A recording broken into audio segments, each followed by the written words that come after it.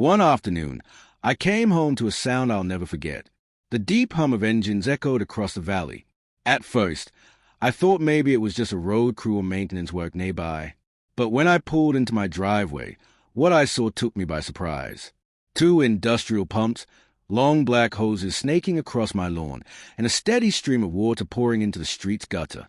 My lake, my wife Claire's memorial, was being drained right before my eyes. And standing there, clipboard in hand, was a new HOA president, Martha Crane, acting as though she owned a mountain. She had no idea what she was standing on. My name is Daniel Hartman. I'm a retired civil engineer, 68 years old, and I've lived on this property for 35 years. My late wife, Claire, and I built this lake together, fed by natural springs, balanced by a spillway I designed myself. It was tested, inspected, and approved by the county. This wasn't just a decorative pond. It was a fully functioning reservoir. To me, it was the last piece of Claire that I still had. So, when I saw those pumps sucking the life out of it, I felt something inside me freeze that I walked down the slope, my boots sinking into the wet grass. "Excuse me," I said, keeping my voice steady. "What do you think you're doing?" The woman turned to me, her smile thin and artificial. "Mr. Hartman," she said, tapping her clipboard like it was a badge of authority, "we've issued multiple notices. The lake on your property poses a significant flood risk to the community. We're executing an abatement order."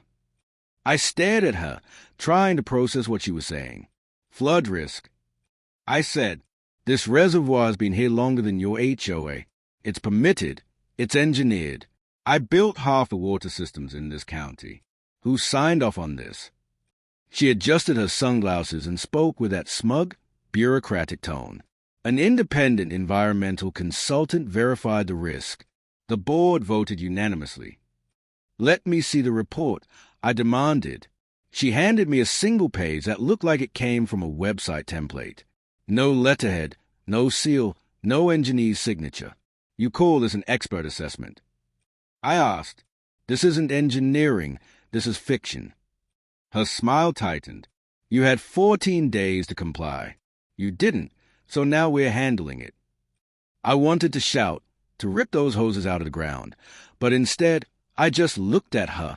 "You're making a mistake you don't understand," I said. She turned away, dismissive. 14 days, Mr. Hartman. The board's decision is final." That night, I sat in my office, staring at the old blueprint spread across my desk. Every line, every calculation was my handwriting. Claire's handwriting was in the margins, with little notes about wildflowers and where she wanted her reading bench placed. That lake was our last project together before cancer took her. We scattered her ashes along the stone edges. Now, this woman wanted to pave it over for some HOA vanity project. I remembered when Claire and I first started building the lake. We worked side by side, and every little decision we made together. She had said, "This lake will be ours, Daniel. It will be our legacy." I looked at my old planning notebooks and thought, this lake means so much more than just water to me. It's a part of Claire's spirit that still lives with me. The next day, I called my old friend Sam Peterson, who used to run the county planning department. When I told him what happened, he laughed out loud. "Dan, they can't touch that. Your easement rights predate the HOA by 20 years. They have no jurisdiction over this. Just send them your paperwork." I nodded. "I'll do that, Sam. I'll send them the proof." So I spent the next 2 days pulling together permits, soil reports, inspection logs, and decades of records. It felt like I was an old soldier polishing his medals before a battle. I had fought many battles in my career, but this one felt personal. It was about protecting my legacy, Claire's memory, and what we had built. By Thursday morning, I was ready. I drove to the county office, grabbed a coffee, and even started to feel a little smug. I was going to bury the HOA under a mountain of lawful, signed, and stamped truth. But as I turned onto my street that afternoon, I heard that hum again, louder this time. I parked and rushed toward the lake. The pumps were roaring, water pouring into the ditch like a dying river. The level had already dropped by 6 feet. Trout were flopping in the shallows. Ducks circled in panic. The smooth stone edge that Claire had chosen was now just slick mud. And there she was, Martha Crane, standing proudly with a young guy in a company polo shirt. "Non-compliance, Mr. Hartman," she said sweetly. "We had to act." I didn't respond. I just watched the water disappear, the surface dropping inch by inch. When the last of it drained, I turned to her and said quietly, "You just woke something you can't put back to sleep." The next day, the local news showed up. The headline was, "Retired Engineer Defies HOA Flood Order." They painted me as some stubborn old man clinging to a sentimental pond. Martha appeared on camera in her neat red blazer, talking about community safety and acting on expert advice. She was calm, polished, and fake as plastic flowers. The public bought it. The HOA board clapped her on the back. My phone calls to the county went unanswered. For the first time in a long time, I felt powerless. That's when Sarah showed up. She's been my neighbor for 30 years. Retired high school teacher, sharp as a blade, and allergic to hypocrisy. She brought me a plate of sandwiches and sat at my kitchen table, looking out the window at the muddy crater.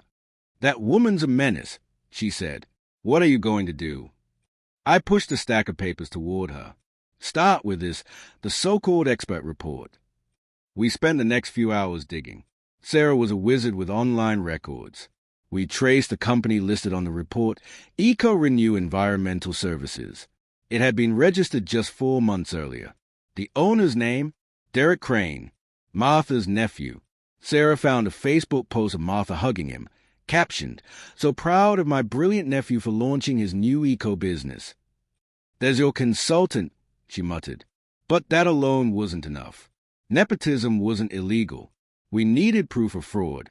That came from Carol, another neighbor who had served on the HOA Finance Committee until Martha started locking her out of meetings.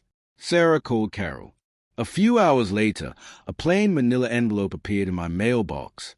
Inside were photocopies of HOA bank statements and a single-page contract titled Green Space Initiative. It was a deal between the HOA and Eco-Renew for $125,000, paid in full upfront, authorized solely by one signature, Martha's. I just sat there, staring at it. The whole thing suddenly made sense. The fake report, the rush job, the smug confidence. This wasn't about safety. It was about money. My wife's lake was their payday. That night, I took a flashlight and walked to the edge of my property, into the tree line. Under an old oak tree was a steel cap embedded in concrete, half buried under moss. I brushed off the date, fitted an old wrench into the slots, and heaved it open. The lid groaned, revealing a red valve, 2 feet wide. The county seal was still visible on the metal. I knelt there, tracing the engraving with my thumb. 20 years ago, after a brutal drought nearly crippled the county's water system, I recalled, the local government was desperate for backup. I proposed building a small auxiliary intake from my spring-fed lake, gravity-powered, no electricity required, invisible from public maps for safety. They agreed. I funded it myself, on one condition: keep it off the books. It would only be used in emergencies to feed hospitals, fire stations, and 3 nearby districts if the main pumps ever failed. For 20 years, that hidden valve had been the county's silent insurance policy. Nobody knew, except a handful of old engineers and me.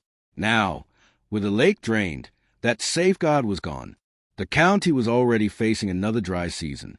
People were online complaining about low water pressure. The system was stretched thin, and nobody realized their emergency supply had been destroyed by a woman chasing HOA points and kickbacks that I tried calling the new water commissioner, a young guy named Elliot. When I explained who I was and what Martha had done, he didn't believe me. "I'm looking at our infrastructure map, sir. There's no reservoir on your property. This sounds like a civil matter." "This isn't a disagreement," I told him. "It's a public safety risk." He hung up. That was when I realized that if I wanted to get any action, I would have to become the problem. I called Mac Donovan, a retired fire captain, an old friend, the kind of guy who understands systems under pressure. He answered on the second ring. "Dan," he said, "you sound like a man about to do something unorthodox." "Just need a little plumbing help," I told him. He laughed. "This ain't about a leaky faucet, is it?" Mac showed up after dark, his headlights off as he parked down the street. We walked to the woods to the valve. He looked down at it and whistled. "That's a beauty. You really built this?" "Yeah," I said quietly. "And tonight, we're going to remind them what happens when they forget how it works." We didn't destroy anything. We just redirected the flow, closing 2 bypass valves feeding the pressure assist for 3 old subdivisions. A tiny adjustment, invisible on the surface, but enough to drop overall pressure across the county by about 30%. By dawn, it was done. 36 hours later, the first complaints hit social media. Weak showers, sputtering taps, toilets that wouldn't refill. Then came the boil water advisory. Stores ran out of bottled water in hours. The local news shifted from cheerful morning segments to county water crisis headlines. That evening, my phone rang. It was Commissioner Elliott. His voice was tight. "Mr. Hartman, we've lost pressure across the entire East District. We can't find a leak. My engineers are lost. You mentioned a backup system. What do you know about this?" I let the silence sit for a moment. "Check your email," I said, sending him a scan of the original engineering map. A red outline marked the exact watershed area, my lake, showing how the emergency system tied directly into it. I highlighted the section labeled critical valve, private property access only. "This wasn't just my lake, Commissioner," I said. "It was your water, and you let them drain it." 2 hours later, the story broke wide open. The HOA meeting that night was chaos. Residents shouted, waving water bills, demanding answers.